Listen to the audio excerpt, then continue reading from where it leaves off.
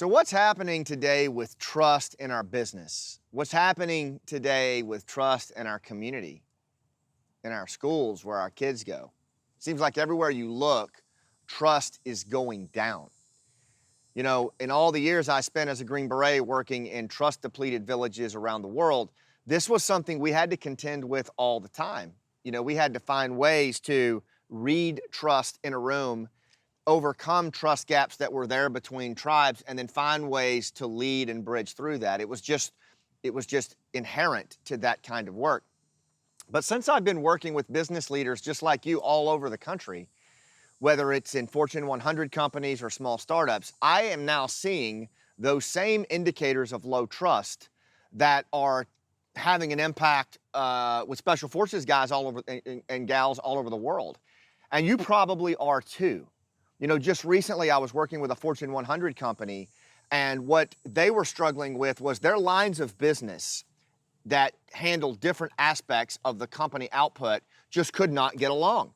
They didn't trust each other. They wouldn't support for each other. They certainly wouldn't fight for each other. They would say one thing in an executive meeting, and then they would go out and do something completely different. There were all of these pre-existing tensions that had happened between the lines of business that had led them to this point. And now it was just pervasive. There was just this lack of trust. So my question to you is, have you seen this as well? Have you noticed in your business that lines of business or internal teams are not getting along and rowing together the way you need them to? Have you noticed that there's a higher degree of backstabbing going on or talking about other people behind their back? I mean, this has always been pervasive in human culture, but it's certainly higher today, and maybe you've noticed it. Have you noticed the simmering tensions that are going on between individuals, often key people in your organization? And guess who gets dropped with that? You do, because they start chirping in your ear. They start biting on your ear about the tension they're having with this person, dumping it in your lap. Does this happen? And after a while, this can bleed you dry. As a senior leader or a mid-level manager, this can bleed you dry. Whether you're a small startup, a nonprofit, or a Fortune 100 company, after a while, this has not only a corrosive effect on your organization, but it has an eroding effect on you as a leader. So what do we do about it?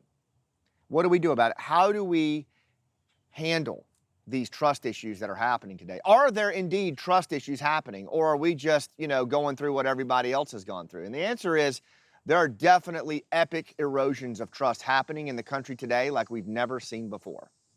First of all, at an institutional level, trust is going down and going down and going down. I'm talking double-digit drops in percentages. Trust in Congress has dropped from like the high 70s in the early 1970s to, low teens, if not single digits. Trust in the media has dropped by 25, 30 points over the last several decades. Trust in law enforcement has dropped, which is very unfortunate considering the heroic things that they do around the country. Trust in banking, trust in mortgages. Trust in corporate leadership in general has gone down. So as a leader, we need to know this, right? And then a lot of people in the military who are probably watching this say, well, at least trust in the military is up. Yeah, get ready, because it's coming, right? The trust in the military is going to drop. It'll happen. And as this starts to happen, as leaders, this is very difficult.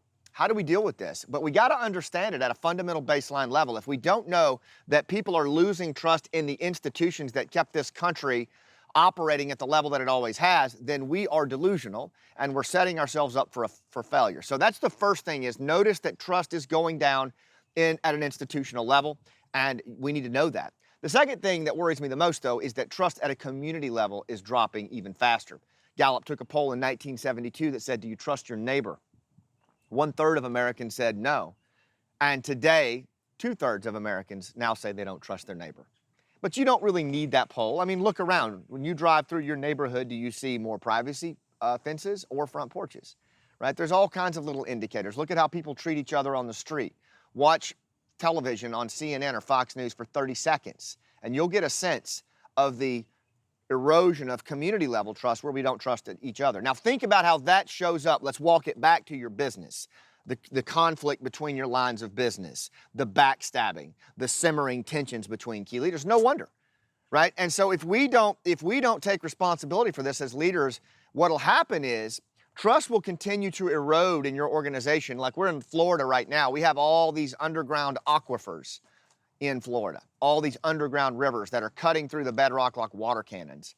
And at some point, boom, a sinkhole opens up. In Seffner, Florida, a few years ago, a 200-foot sinkhole opened up, actually took a guy down with it in his bedroom. The point here is when you think about the erosion of trust, that's what's happening.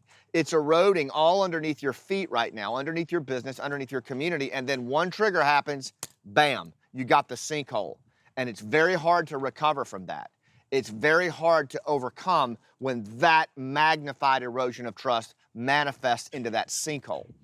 So what do we do about that?